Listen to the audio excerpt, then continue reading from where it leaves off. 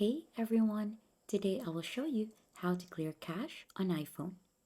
If your iPhone has been feeling a little slower than usual or apps are taking up more storage than expected, clearing the cache can help free up space and improve performance.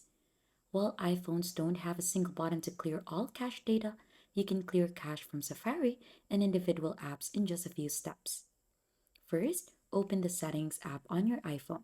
Now scroll down and tap on Apps. Then find and select Safari. Next, scroll down until you see the Clear History and Website Data. Once you click on it, you should be able to choose the time frame you want to clear. Then confirm by tapping Clear History. So this will remove your browsing history, cookies, and cache website data from Safari. Now if you're trying to clear the cache for another app, go back to the settings.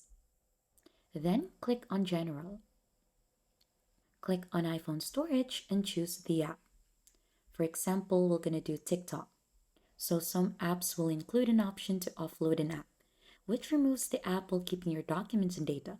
Reinstalling the app can help clear its cache, and if there's no cache clearing option available, you may need to delete the app and reinstall it to remove its cache files. After clearing all the unnecessary cache data, you'll have more available storage and some apps may run more smoothly. And that is just basically how you clear cache on iPhone. If you found this video helpful, subscribe to the channel and leave a like.